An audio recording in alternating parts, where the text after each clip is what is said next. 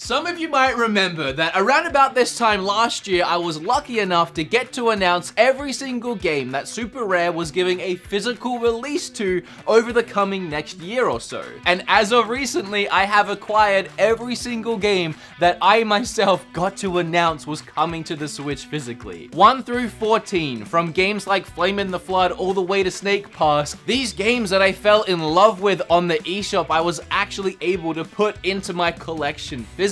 Which is also why none of these are open. Remember, I review eShop games pretty much for a living at this point. I just like owning them in the collection, that's the whole point. And they actually just reached out to me again and asked, hey, wanna do it one more time? And how was I gonna say no to that? So today I'm announcing another 5, 6, 7-ish games coming to the Switch. Most of these games, or maybe even all of them, you probably already love and you've been playing, as I've reviewed a few of them on the channel already. So whether I've talked about these games already or not, we're gonna take one more look at them today and go through all of the new games that Super Rare are giving physical releases to. Well, let me start by announcing the first game getting a physical release, and that's Rive. Rive is still one of my favorite gaming experiences I have discovered thanks to the Nintendo Switch eShop. It's a twin-stick shooter platformer with fast-paced, addicting gameplay and great voice acting. You play in this spider vessel, creeping and crawling your way through tunnels, air ducts, and big open rooms, all inside a spaceship you are trying to escape from. There are times when levels of the spaceship flood completely or you're ejected out into space, but don't worry, your spider ship can morph and adapt to any situation. And the gameplay in all three of these environments differ greatly, but each is as fun as the last, with responsive controls and stupid amounts of enemies to blow up. Oh, speaking of, between the platforming death traps lying around every single corner, enemies and boss battles, this game can be extremely challenging. It's a very arcadey feeling game, with the focus being mostly on aim, shoot, and destroy, but it still features some pretty great level design at times with interesting gameplay mechanics. Like these zero-gravity bubbles that keep you afloat during the platforming.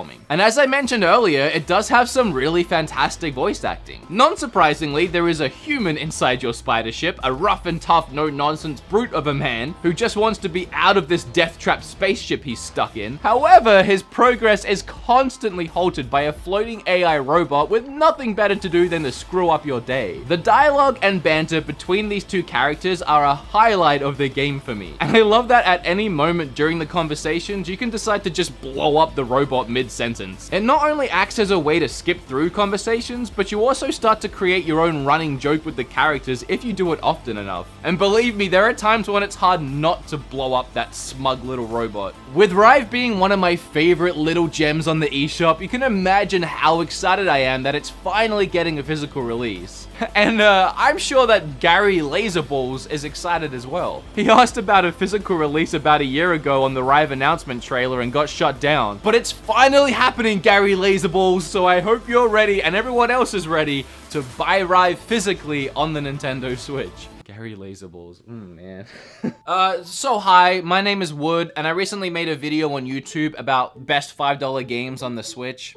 Well, one of those games was Toki Tori, an old school Game Boy game that received a remaster and was super fun to play. Well, little did I know that I would be standing here just a few weeks later announcing that not only is this game getting a physical release, but it's packaged in with its sequel as well. Toki Tori 1 and 2 are on the way to your game room. So since I recently reviewed that first game, I'll leave a link down below for you to go check that out for yourself, and right now I'm gonna concentrate on the sequel. Toki Tori 2 is still a puzzle platformer just like the first game, but it's a lot more side-scrolly this time around, which actually kind of makes sense. Even though this game was released in 2013 on Wii U, it's still a sequel to a Game Boy game, and I have to imagine if it had gotten this release way back in the day, we probably would have seen it on a system like the Super Nintendo or maybe even the Game Boy Advance, and I bet it would have been a side-scroller then as well. So the sequel's direction here, even for 2013, was spot on. You have two main abilities you'll be using for most of the adventure, singing and stomping. You sing to attract creatures and enemies towards you, and you stomp to scare them away. And that might seem quite simple, but you can actually do a lot in the game with just these two abilities. And it's not a linear experience either. You can explore the world back to front, front to back as much as you like, completing puzzles and finding collectibles. It's a very chilled out gaming experience. Unlike Rive, you probably won't find yourself in intense boss fights constantly dying and falling back on trial and error gameplay. However, the difficulty in Tokitori 2 starts to ramp up as the puzzles become more challenging, especially in some later levels. Oh, and speaking of Rive, both these games were actually made by the same developer, Two Tribes, so that's how you know that this one is good too. The next game that Super Rare is plucking out of the eShop digital space and giving a hard copy physical release to is Darkside Detective. Finally, another cool point-and-click game gets a physical release on Switch. These are few and far between, so as a fan of the genre,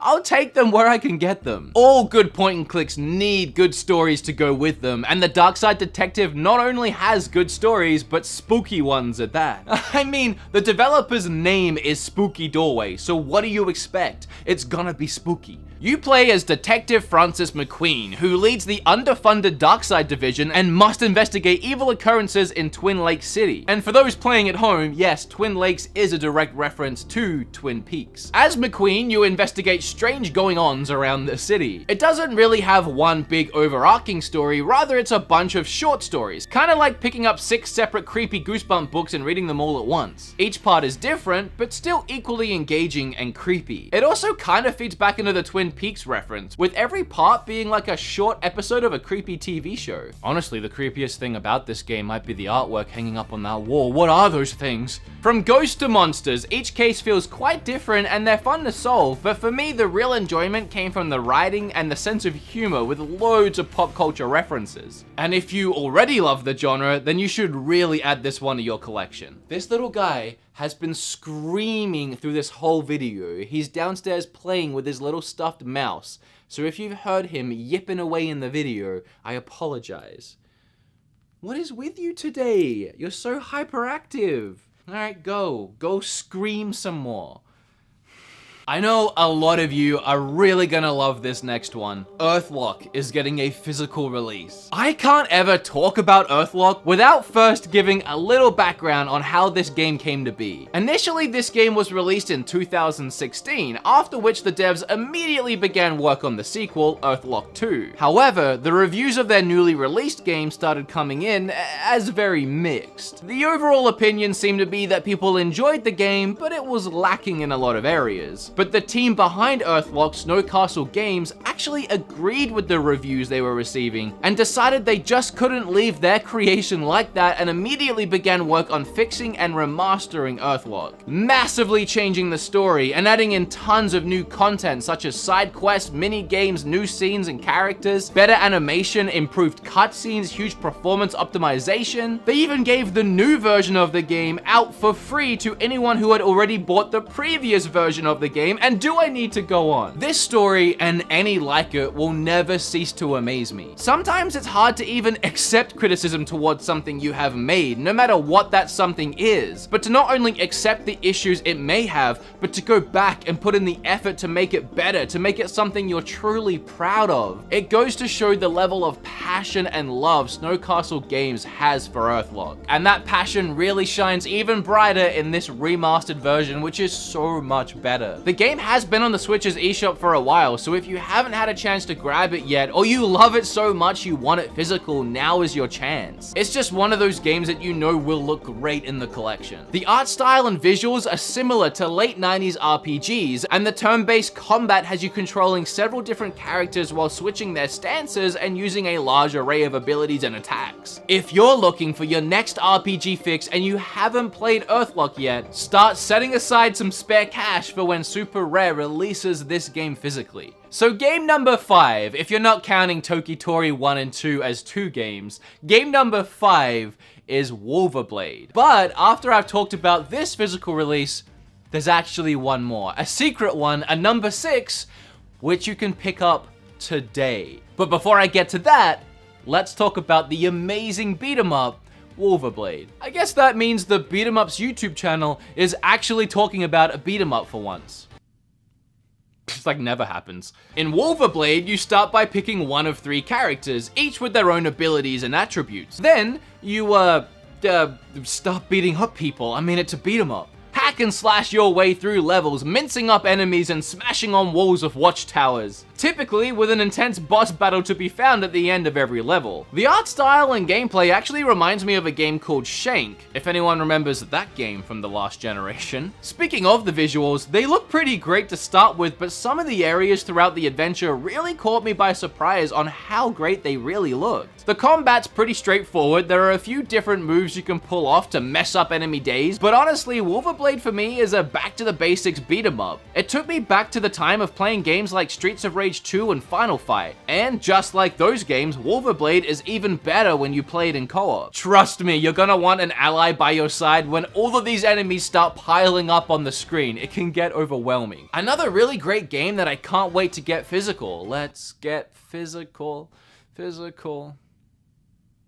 And the game that Super Rare is giving a physical release to that you can go and buy right now by checking that link in my description is Joe Dever's Lone Wolf. Again, this one just released today, so grab it while you still can. I honestly can't believe that I not only managed to squeeze in one Goosebump book reference into this video, but I'm about to do it again. You know, my favorite Goosebump books were the Choose Your Own Adventure ones. I mean, I sucked at them, but I'd never read or played anything quite like them before, and I loved it. So I wish I had found Joe Dever's books back in the day. He released a series called Lone Wolf that played the same way, as a reading Choose Your Own Adventure game. Well, I mean, at least now I don't have to read them because I can literally play them in video game form on my Switch. And thanks to Super Rare, I can own it physically as well, so it's all kind of like full circle. The game plays out similar to the books, where you read the adventure as normal, making your choices as you go, but when you get to the battle parts, you actually get to play them out in turn-based RPG combat form. It's a really interesting concept, and in many ways, it really works. Choose between ranged weapons, melee attacks, Kai powers, or defending, and once you've decided, the battle, of course, isn't over. To successfully attack or defend, you need to be fast on the draw with some quick time events. And I actually like this as it adds in an extra challenge to the battles. And then, when the battles are done being fought, you go back to deciding your own adventure. It's really interesting to see a Choose Your Own Adventure book come to life. And with Joe Dever's brilliant writing,